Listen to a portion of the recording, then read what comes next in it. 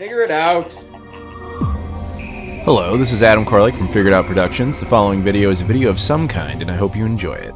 Hey guys, it's Adam here, and today we're going to be talking about our friend, the original PlayStation, aka the PS1, and the fact that it is 30 years old today. Before we do that, though, if you guys could do me a favor, please like this video, comment down below, subscribe if you've never done that before, as well as check out all my social media stuff in the description. I've got Twitter, Instagram, Facebook, Discord, Patreon, my Spreadshirt, travel channel, etc. I appreciate the support on all those platforms. Thank you so much. Let's go ahead and get into it. So, we're going to acknowledge the simple reality here. We're all very old. Well, unless you're like Gen Z and you have no memory of this thing. So what are you doing here? But thank you. No, so this thing is 30 years old today. If you're watching this on December 3rd, 2024, this thing actually launched in Japan on December 3rd, 1994. And I know if you're thinking like, oh, I live in North America, so this isn't the birthday I care about. That's fine. I'm actually with you on that. It's just that, yeah, technically this machine has existed on this planet for 30 years as of today. And I thought it would be fun to go ahead and sit down, talk a bit about it. Now, I've already done like a kind of a comprehensive video like on the history of the system and all that, so that's not really what this is. That's my recap video. I thought it'd be fun to just talk a little bit about like some of the history, some of the memories, you know, some of the games, and just an overall chat, and invite all of you out there. Go out and play your PS1 if you get the chance. Recently, and this has been a strange year, like the tail end of the year for launches, man. Like, because I just did the anniversary videos last month in November, only a couple of weeks ago actually, for the Nintendo DS was 20, Sega 32X was 30, Sega Saturn was 30, and now here we are with the PS1 being 30. There's another one coming up soon too. Wink, wink, nudge, nudge. All right, but let's go ahead and talk about it. So, PS1, basic elevator history. For now, like everybody thinks of PlayStation as this iconic brand. In fact, the term PlayStation is so ingrained into pop culture and mainstream society that it's almost like saying when your mother says he has a Nintendo, like he has a PlayStation. It's almost interchangeable socially as just a video game console. And that's insane to think about given the origin of the actual system. So we're going to go over a little bit of the history here. If for those who don't know, or even those who do and just want to hear about it again, back in the mid-80s, Nintendo released their Famicom, aka the NES, and it was a big hit, obviously, but in Japan, there was one man named Ken Kutaragi who really quite didn't like the sound quality of the system.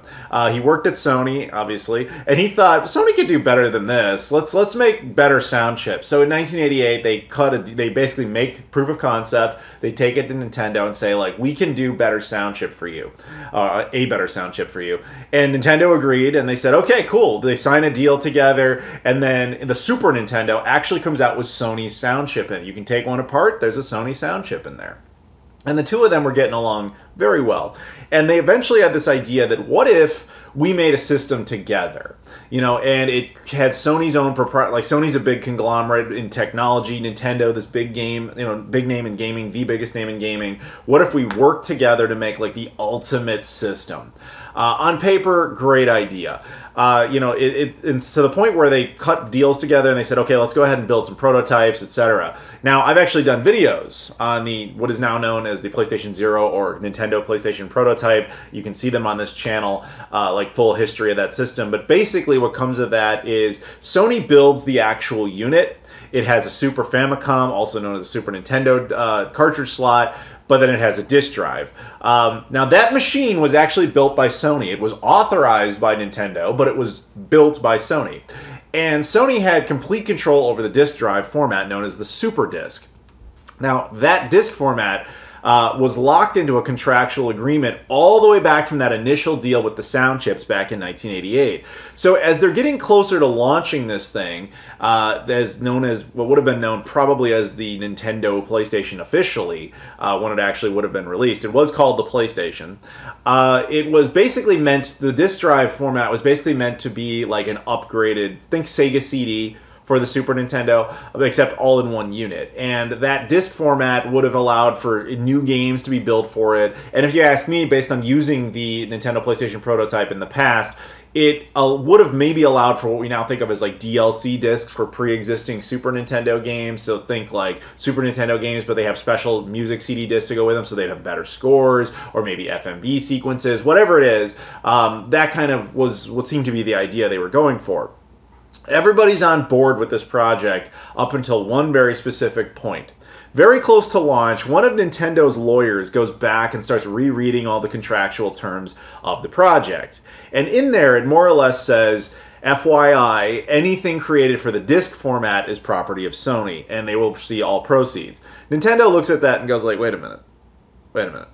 So, like, Nintendo had no problem with Sony making their own disc format. They had no problem with them making, because they obviously love to do that, as you would know in the future. They make, the UMD, essentially they're part of the DVD, the music CD itself, CD-ROM, Blu-rays, 4K Blu-rays. That's their bread and butter. They love doing that stuff. So they didn't have a problem with that. They had no problem if Sony wanted to make like their own special games and own special discs for that system. They had no problem if Sony wanted to make like even rudimentary movie format for this thing, music CD format. They didn't care what Sony did with it, but there was one element of it they did care about, which was game licensing of Nintendo's own games. So basically, according to the terminology of that contract, if Nintendo goes ahead and makes like a new Mario game that is built specifically for the Super Disc format of that system, Nintendo gets nothing out of it. Sony sees 100% of the proceeds. So naturally, Nintendo went, well, that's obviously wrong. Let's go back to Sony and correct that, because that's just a technicality we need to iron out. They expected Sony to be like, oh yeah, sorry dude, but that's just, we didn't know where the project was going to go. Let's clean that up so everybody gets a fair share here or whatever. And that was the reaction they were expecting. That's not the one they got. Sony was basically gave them the middle finger and said, you signed it, dude. You got to do this. And Nintendo was like, no. Nintendo refused, and justifiably so. Now, I don't know this to be certain. This is just the opinion of Ben Heck, who is a buddy of mine who took that prototype apart. He also maintains that the disk drive format was really weak. He was like, dude, it was like the Super Nintendo with load times, so it probably couldn't have offered a whole lot of actual benefits. So that may have been a factor, as well as that Nintendo was also disappointed in the quality of the actual game benefits. But that's, and more or less might have saw Sony as just like a leech. That's highly debatable. But we do know is Nintendo basically goes ahead and says, we can't do this. But they didn't actually have a way to prevent Sony from releasing the machine. The process was too far along. Too many pieces of paper had been signed. This was probably going to happen. So Nintendo started to play hardball. So they said, okay, Sony's #1 competitor for technology on this planet is a company called Philips. Philips actually has their own video game console called the CDI. So they went to Philips and said, hey, you know how you make a video game console? Let's go to you. And you know what? We're going to allow you to use Nintendo IPs. You can have Zelda and Mario games. Philips, no doubt, was like, what? Awesome! And so that's what they got out of it, and they started making games for that system. Sony looks at that and goes, oh, it's like that. It's like that. Okay, all right. You're going to work with our #1 competitor. We'll work with yours. That's no problem. They go to Sega. And they tell Sega, like, hey, Sony, we're suddenly getting into games. We're going to make a whole bunch of games for you. It's like Sewer Shark is probably the best known one. But they made a few games specifically for the Sega CD. And they actually got to a point where they were talking to Sega about, like, integrating and working on a new system together. And at that point, Sega was so far in the weeds on all the different hardware they were working on, 32X, Saturn, not to mention all the arcade divisions, that they just didn't even have time to entertain another project. Not to mention the ill-fated Sega Jupiter. Like just all, that's one you probably never heard of. Like there's just so much stuff. Sega was like, we can't, dog. Which was probably not the smartest move on Sega's part, but it doesn't make a difference. Either way, there's all of that is going on. Simultaneously, within that gaming industry at that point in time, you had a lot of other console manufacturers, the ones that people forget about. Commodore and their Amiga CD32, Atari and their Jaguar, Fujitsu and their FM Towns Marty, the 3DO, etc. So basically what ends up happening is all these companies cannot agree on what's going to happen here. What eventually causes all of this to get normalized is that third-party developers go to basically the heads of all these companies and say, dude, we can't do this. You guys, like, Sega's making like 8 systems this year. Sony's working on like 12. We still have to deal with Atari. We have like way too much going on. We can't make games for every single one of you when all of your hardware is completely different. So basically they just, third-party developers kind of almost, I'm going to say, unionized. They got together with all the manufacturers and kind of like clunked their heads together and said, come up with a plan. This is ridiculous. So what ends up happening is Sony, Philips, Sega, and Nintendo kind of all sit down at a table and they hash some stuff out. So what ends up coming out of that is Sega gets to walk away from this completely clean. They just got, you know, a few games made by Sony out of all this. That's all that happened for them. Philips, almost the same deal. They got to walk away from this with just the bragging rights of having had some really strange Mario and Zelda games forever exclusive on their system. Live and die on that system still to this day, because nobody wants to reissue them. But yeah, that happens for them. Nintendo is released from the contract outright, and they basically say, we are done. The whole CD thing really upset us. We don't want to do that anymore. The N64 is going to be cartridges, or Ultra 64 as it would have been at that time. It's going to be cartridges, tried and true, whatever. Sony, though, decides to proceed and go it alone to make their own game console. After everything they had learned about that industry, they felt they could do it. Enter this system on December 3rd, 1994, is released into the wild for the first time ever. And obviously the system ends up being a huge hit. I don't need to tell you that. Everybody knows it was a big success. But what's interesting is, aside from its history of its launch, it is funny too, because like I remember when I kind of first heard about this thing. Like there's a difference between when I first saw it and like when I first started to learn about it. And I started to learn about it after I first saw it. So I'm going to tell that story kind of backwards. When I heard about it, when I started learning more about it, I remember it being kind of strange because it was like, Sony is making a game system? Like the TV guys? If it's not a Sega or a Nintendo or an Atari, what is it? What is this thing? And you got to remember that era. Like I mentioned, all these other console companies, you know, Fujitsu was in there, Commodore was in there.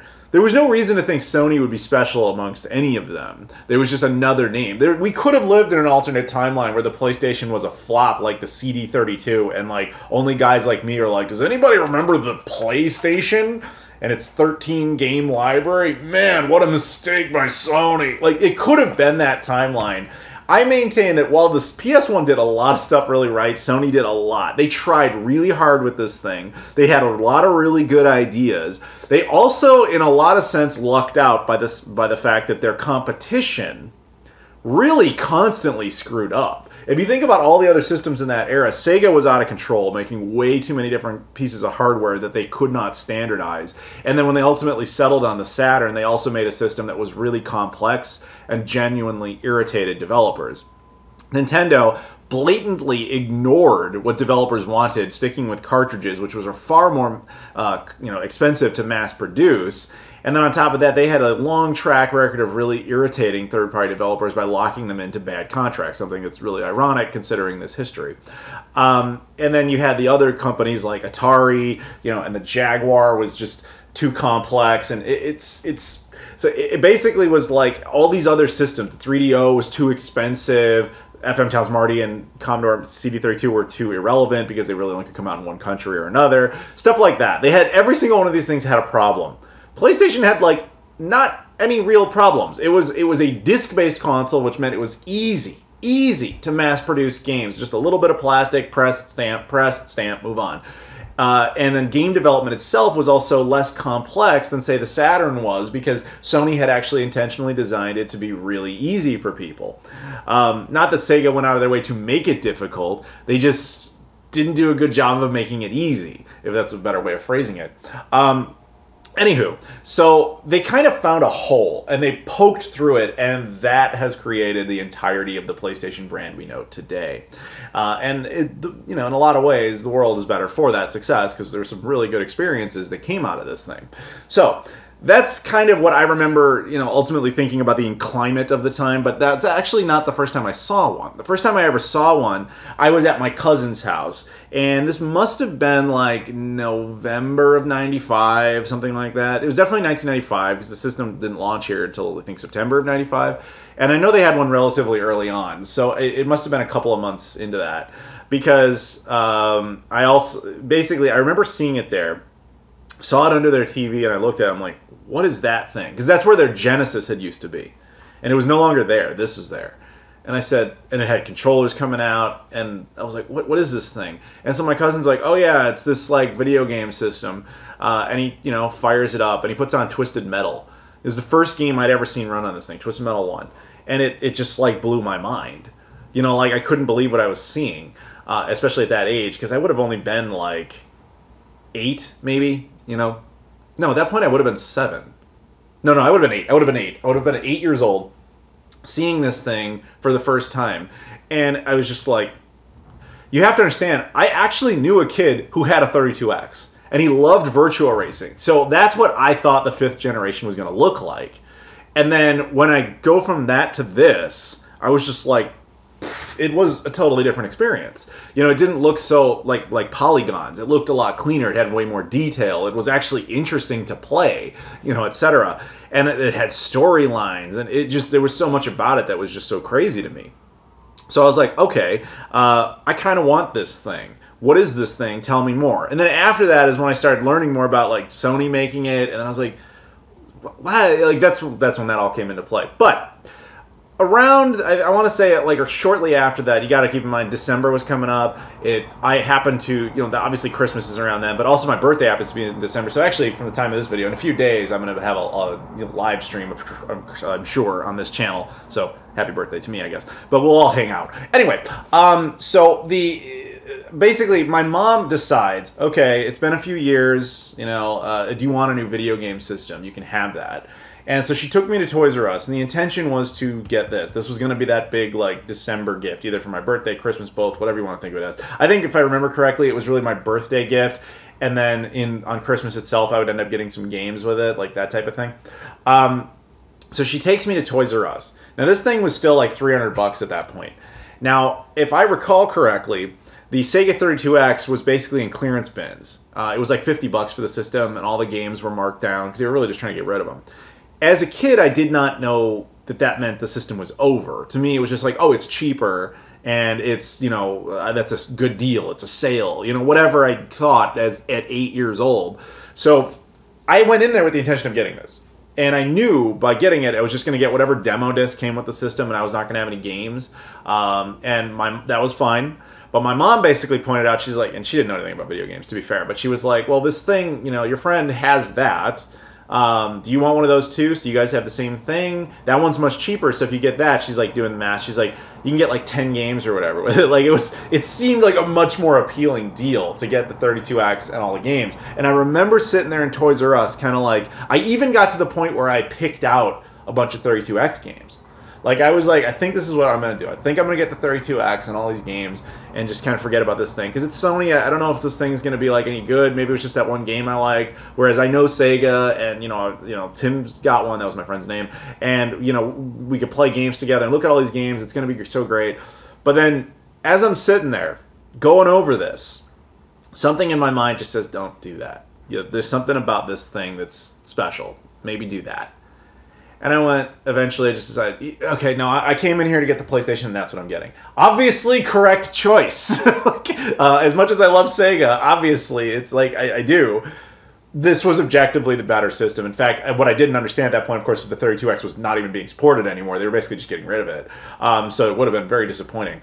But, yeah, no, so I got that, and then eventually on Christmas I got some games. Twisted Metal 1, I know, was one of them. And I had just a grand old time with this. And we'll talk about some of the games soon. One other thing I want to point out about, though, is it's not super relevant to this video, but it is kind of interesting, is this is something I'd only learned the past couple of years. So you look at the PS1. This is the eventual slim redesign they did of the system. You'll see how, of course, the disc lid looks more like a normal size disc. Did you ever wonder why the original system looked like the disc lid was so much bigger for like what is a standard size disc? Turns out there's actually a reason for this that has only kind of come to light in the last few years, at least to my knowledge. So when this system was being developed, one thing that's interesting about I have a photo of it back there in case you didn't notice, the Nintendo PlayStation prototype or PlayStation Zero, is that it actually reads CDRs, because there was absolutely no disk protection in that system because it was developed in like 1990 was like when they were starting on that thing. So basically they were like, the concept of burning a CD in your own home was absurd. Like nobody could possibly do that. That's why the Sega CD natively supports CDRs. That's why like the 3DO does. Like a lot of the earliest CD-based systems do. So by a few years in, like almost to the mid-90s, while it wasn't standard to have a CD burner yet, people were, the industry was aware that technology was available, it was coming, it was going to be more prevalent, and Sony thought, we need to have something in place to prevent just people outright pirating our games. And so they actually came up with, there's the final idea, and then there was the original idea. So we'll talk about the final idea first. So what's actually in the system in its final form is you have a standard size disc, right? And the disc is just a basic CD-ROM bit of technology. If you try to pop one of those into a computer, if you have a disk drive still, which is weird to think about, you can easily rip the data. There's nothing preventing you from doing that. You can easily burn the data. There's nothing preventing you from doing that.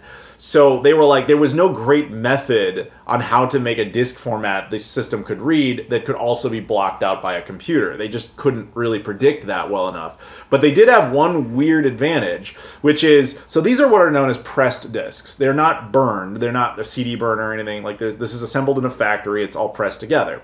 Now that pressing process has physical imperfections that don't affect game performance. They're kind of like almost like bullet ballistics. Like when you fire a gun, the bullet gets a stamp from the gun itself, and that gun, that's like a fingerprint almost. It's just unique. It doesn't affect the performance of it. It's just that that's how like ballistics work when like police are, you know, tracking down a crime or whatever, investigators.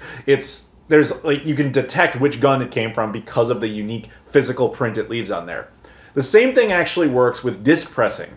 The disc pressers actually leave a very unique physical print on the plastic. And Sony said, is there a way that we can basically have the system look for that? And if it detects that, then you know the disk is legit. Because if you burn the data to a CDR, that CDR was made on a different machine with a different physical print. In other words, it wouldn't recognize it. That process is known as a wobble. That's what the imperfection is known as. So their entire process was, okay, have the security based on the wobble, a physical imperfection. You can't see it with the human eye, but a laser can. And that was kind of an ingenious way to give yourself some measure of protection, and on the whole, it worked for your average user. Obviously, things like mod chips and boot disks could get around that, etc., ODEs these days, etc., but it is just kind of interesting. Now, what does that have to do with anything? Well, that's what they ultimately settled on as a compromise. Originally, the plan was more complex. The reason this lid is so big, and we talked about Sony loving to make their own formats, originally they were going to make a CD-ROM that was closer to the dimensions of this disc, or this lid size. And that had a couple of potential benefits. One, it was not replicatable by anybody because it was not an industry standard. Sony wasn't going to release blank discs of that format, and so you couldn't necessarily like reproduce it anywhere else. Though I imagine most of the games wouldn't have used all that space, and probably people would have still used normal discs. You know, who knows? But that was kind of the original idea, is make it bigger. And it also would have had other potential benefits because it would have meant maybe you could have held like a gigabyte of data instead of like 700 megabytes. I don't really know. But that was kind of their plan. What ultimately killed that is that is not an industry standard, and Sony did not want to bet their first system on something illogical like that, because what it would have meant is a lot of changes. Like, the industry did not have pressing equipment for that size. They did not have, and like developers didn't have testing equipment for that size. Stores would have had to have totally different layouts on how to place the games because these type of cases wouldn't have worked. They would have been too small. So you have to develop entirely new plastic cases to adhere to this unique size, which would have meant less shelf space available for those games because they would have taken up more of it in odd ways. So in other words, Sony could put less games on a shelf. That was a big factor too. So ultimately, that's why they settled on the wobble. I just thought you guys might find that fascinating. Now, with that out of the way, and my personal experience out of the way, let's talk about some games. Keep in mind, this is obviously not all the games released for the system. The system was a massive juggernaut success. This is just some of the ones that I felt like talking about for one reason or another. There's tons that people are going to be like, where's that game? I know. That's what happens when you have an iconic video game system, but we can't do that. Otherwise, we'd be here all day, and I think we've already been here long enough. So let's talk about some of them. One we kind of already talked about a little bit. This is Twisted Metal 2. Twisted Metal I had mentioned before, but this was one of the most anticipated games of my life when this came out.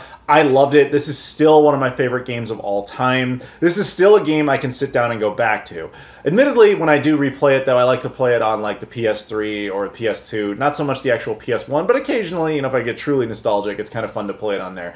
I just loved this game. It's a car combat game with world tour, so you go to a whole bunch of different levels. The original game entirely took place in like little warehouses throughout Los Angeles. This one just takes place in all different settings. Like famously, the Eiffel Tower is in this because you go to Paris, and I remember you could like blow up the Eiffel Tower and like drive into like the ruins of it and everything. So much so that I, as a child, had mentally based the geography of Paris on this game. We ended up going to Paris when I was a kid, like maybe like a year or two later, so like when I was like 9, something like that. And I remember going there thinking, okay, I can navigate Paris. I know how to do it. I've seen the game. So we were like at the Eiffel Tower, and we're like, we want to get to the Arc de Triomphe. So it's like, okay, we just walk straight. That's all you have to do, because the game, it's just down the street, which is totally wrong. That's not how it actually is laid out. But like, I remember that. It's just like something fascinating. But yeah, I love that game. So much so that when that series basically died, there was a company making those games named Single Track. That was the developer. The license more or less got taken away from them and given to a company called 989 Studios that ended up making Twisted Metal 3, one of the worst games ever. Like, that game was one of those games that broke my heart and made me just realize, like, games can be bad. I didn't really know that until Twisted Metal 3, as insane as that is. But Single Track wasn't actually done. They kind of made their own Twisted Metal 3 with a totally different name. This is Rogue Trip, which I feel is a very underrated game. I don't think a whole lot of people ever really talk about this one. This is kind of what Twisted Metal 3 was meant to be. And it's basically the same game with whole different environments, obviously no new characters. It basically lives and dies on this system. I don't think it's ever been reissued in any form. But yeah, I absolutely love it. It's hilarious too, because it's called Rogue Trip Vacation 2012. So the idea was this was like far in the future. That far in the future was now 12 years ago. Oh man, it goes fast. But anywho, yeah, that's a fun game. Highly recommended. One of my guilty pleasure games, and I feel like this game has gotten a lot more respect, at least on the internet, over the last few years. Star Wars Episode 1, The Phantom Menace. I've always thought this game was like so bad it was great. But then, when I was a kid and I was playing it, I always felt it was odd because you were allowed to do so many things I couldn't believe you could do in a Star Wars game. So, like, you can go to Tatooine, like where Anakin is, as Qui-Gon, and you can just, like, murder all of the villagers. You know, you can just kill everybody there. You can go to Alta Gunga and kill all the Gungans. And I always thought that was just kind of bad programming. But as you deep dive that game, you realize not only did they allow you to do it, there are characters in the game that encourage you to do that, and there is special lines of dialogue that only emerge when you are doing that. I watched a video on this not that long ago, and it turns out the dev team actually did kind of want to do that. I guess they weren't huge fans of the movie, like a lot of people weren't. So they kind of wanted to encourage players to have the adventure that maybe they wanted to have in the movie, just kill all the Gungans, which I think is just... I think this game is great. I don't care. I know it's not well crafted, but I still love it to pieces. So another game, and that's another one. Well, this one technically was on PC, but yeah, most of these ones are kind of live and die on the system. This one is very special to me because this isn't exactly what got me into survival horror. Obviously, Resident Evil did that, but when it comes to Resident Evil, I tend to play some of the remakes more so than I do the original versions these days. This game, though, I'm sure you'll know it, Silent Hill. Absolutely love this game. This game, oddly, like they skipped this for the remake. They just went straight to Silent Hill 2. So the first game, which I consider an absolute masterpiece, and it kills me that I have the greatest hits version. But this game I absolutely love, and it still lives and dies on this system. I replayed this, and what I'm going to say is some heresy, okay? Like a couple of years ago, I decided to sit down with the Silent Hill trilogy. I never could get through 3 just because it's so hard to actually play on a modern setup because of the color distortion and everything. I literally couldn't see what I was doing, at least on the PS2 version. Although now that I have an HDMI modded PS2, maybe I should kind of revisit that. But anyway, Silent Hill 2, the one everybody loves, the one I loved as a kid, etc., I didn't really like as much on revisiting. I should play the remake, haven't done that, but, you know, just saying. This one, though, this held up to me. This was still terrifying. Absolutely loved it again. And the fact that this still is only on PS1, at least officially, other than, you know, like PS1 emulation reissues for like PS3 or whatever, is shocking. But yeah, it would be cool to see this one get properly remade. Though I will admit, part of what makes this game work is actually the not low resolution, but the low graphical capacity of the PS1. The game is immersive in the way it makes you feel horrified, and part of it actually is the visual style and the crudeness of it. That's kind of hard to explain without really experiencing it, but you play this at night in a secluded area in the dark, and you just see like these characters that are not rendered very well. They're rendered almost like monsters. It gets in your head, man, and that's part of the intensity of it. Of course, Metal Gear Solid. Metal Gear Solid is funny. I love this game to pieces. I really do. I preferred playing it on the Dreamcast with the official Bleemcast emulator version of this, but that doesn't change the fact that this wasn't obviously a PS1 game and one of the best games on the system. Just truly love it. Though these days I typically play the GameCube remake, even though this is typically the one preferred by fans. I mean, I could talk about this game all day, but there's really no reason to, because you've all played it, I'm sure. And if you haven't, shame on you. You absolutely should. That one's a more accessible game. That's been reissued a few times, although I don't think that this particular one has been reissued on modern systems, but it was last reissued again digitally, like PS3 at least. I don't know if there was ever a PS4 or PS5 reissue of this. There might have been, but it would have just been the PS1 version.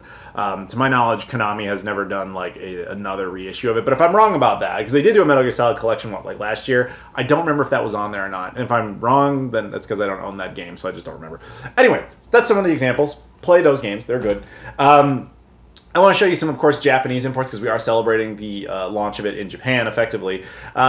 I don't have that many Japanese games for the system, just a few, and most of them aren't really, like, good. They're just kind of things I thought were funny, like the Beavis and Butthead game that only came out in Japan. Hearing Beavis and Butthead speak in Japanese is weird, so I'll leave it at that. But I have a couple of decent ones. Most iconically, Pepsi Man.